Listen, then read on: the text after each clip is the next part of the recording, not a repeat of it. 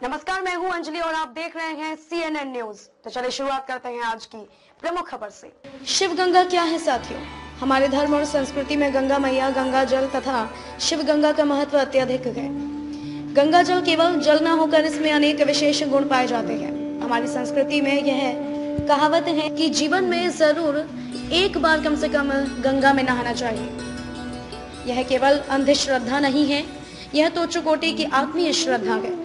भगीरथ राजा ने बड़े प्रयत्नों से गंगा मैया को स्वर्ग से धरती पर मानव कल्याण हेतु लाए, जिसको प्रत्यक्ष शिवजी ने अपनी जटाओं में स्थान दिया है। इसीलिए यह शिव गंगा बन गई। यह जीवन दायिनी है और शिव ने हिमालय में गंगा मैया को धारण किया है, इसीलिए इसको शिव गंगा कहते हैं।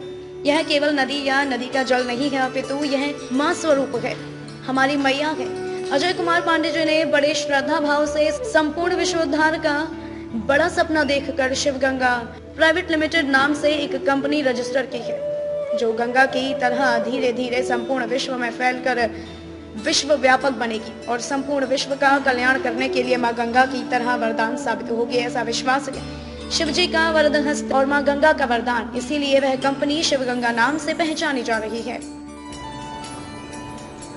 अजय कुमार पांडे जी ने बड़े श्रद्धा भाव से संपूर्ण विश्वोद्धार का बड़ा सपना देखकर शिवगंगा प्राइवेट लिमिटेड नाम से एक कंपनी रजिस्टर किया है, जो गंगा की तरह धीरे धीरे संपूर्ण विश्व में फैलकर विश्व व्यापक बनेगी और संपूर्ण विश्व का कल्याण करने के लिए माँ गंगा की तरह वरदान साबित होगी, ऐसा विश्वास है। शिवजी का वरदहस्त और माँ गंगा का वरदान, इसलिए यह कंपनी शिव गंगा नाम से पहचानी जा रही है।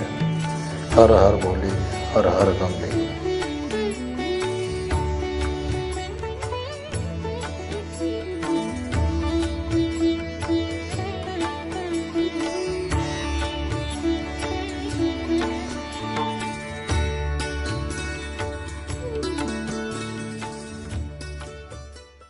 गंगा, जिसे बहुत ही पवित्र नदी माना जाता है, कहा जाता है मात्र गंगा स्नान से हमारे सारे पाप धुल जाते हैं। इसलिए मनुष्य अपने जीवन में एक बार गंगा स्नान जरूर करता है।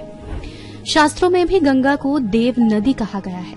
पुराणों में गंगा की उत्पत्ति के बारे में अनेक मान्यताएं भी प्रसिद्ध हैं। एक मान्यता के अनुसार ब्रह्मा जी के कमंडल का जल गंगा नामक युवती के रूप में प्रकट हुआ था। एक अन्य कथा के अनुसार ब्रह्मा जी ने विष्णु जी के चरणों को आदर सहित धोया और उस जल को अपने कमंडल में एकत्रित कर लिया। तीसरी मान्यता के अनुसार गंगा पर्वतों के राजा हिमवान और उनकी पत्नी मैना की पुत्री है। इस प्रकार गंगा जी देवी पार्वती की बहन भी हैं। प्रत्येक मान्यता में ये अवश्य आता है कि गंगा जी का पालन पोषण स्वर्ग में ब्रह्मा जी के संरक्षण में हुआ। इस नदी को पृथ्वी पर लाने का काम महाराज भागीरथ ने किया था। इसे भगवान शिव अपने सिर पर धारण किए हुए हैं। तो दोस्तों, आज हम इस वीडियो में आपको बताएंगे श्री हरि के चरणों से गंगा शिव जी की जटाओं में क्यों और कैसे विराजमान हुई। तो आइए जानते हैं इस प्रचलित कथा के बारे में।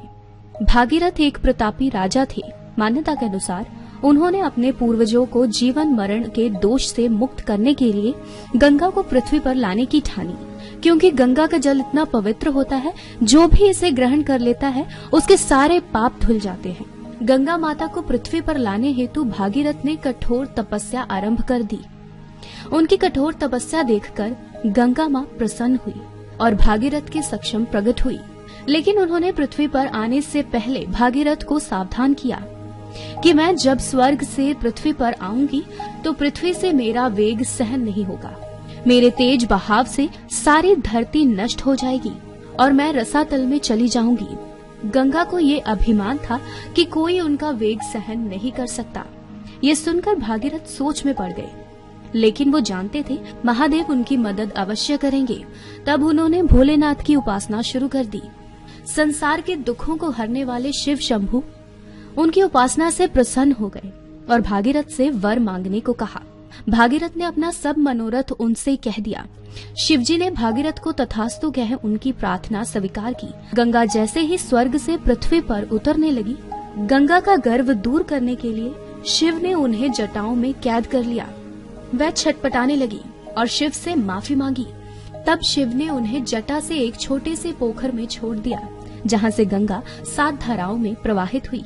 खबरों में अब तक के लिए बस इतना ही। मिलते हैं फिर ऐसी ही किसी प्रमुख खबर के साथ। तब तक के लिए नमस्कार और देखते रहिए CNN न्यूज।